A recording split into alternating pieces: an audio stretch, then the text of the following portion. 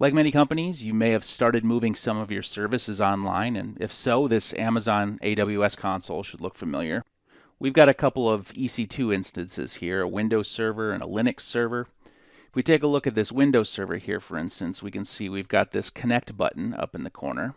This session manager, it looks a little too time-consuming to set up right now, but notice here that we can connect via RDP. This means, of course, that this server is exposed to the internet and listening for RDP authentications. This is one of many instances where Sophos Cloud Optix can come in handy. In this case, we'll use it to keep an eye on our cloud available network infrastructure.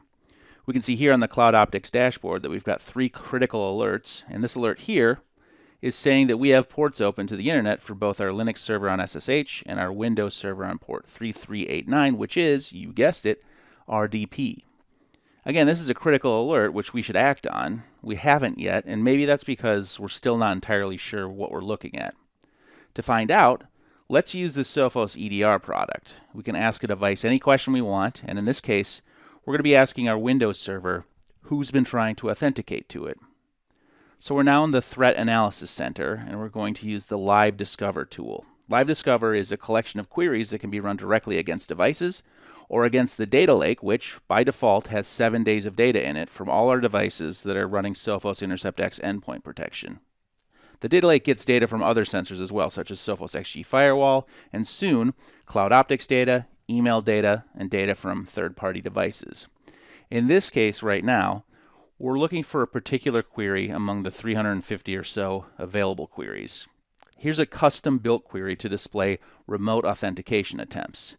These custom queries can be shared online with other Sophos customers as well. This particular query accepts variables, time window we want to search, in this case 10 days, and we're going to look only for failed authentication attempts. And we want to see failed authentication attempts from any user. The query itself is restricted to remote authentications, and it's running against the data lake, so it's checking all devices for information from any event logs that have come in, at which point it processes and classifies the data. We can see the number of authentication attempts by IP address. In this case, this one is about 5,000, and we can see the list of usernames that the adversary has been trying to brute force. So the big picture here, of course, is that by exposing RDP to the internet, in a matter of days, we have hundreds of thousands of authentication attempts.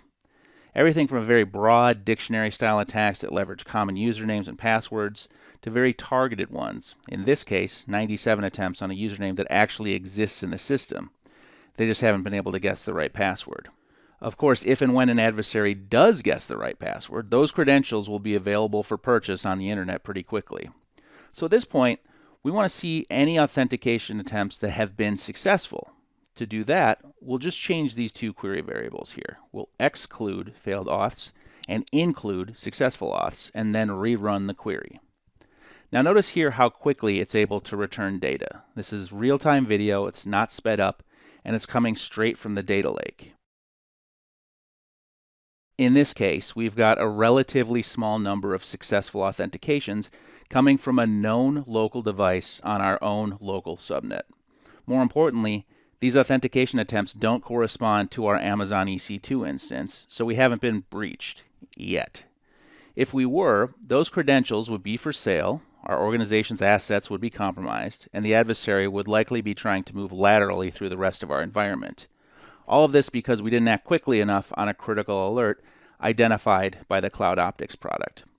So while we advocate you don't leave RDP or SSH opened up to the internet, Sophos Cloud Optix will notify you of risky exposure, while Sophos EDR lets you investigate potential incidents and respond to them. And of course, the rest of the Sophos product suite offers excellent protection against even the most determined adversaries.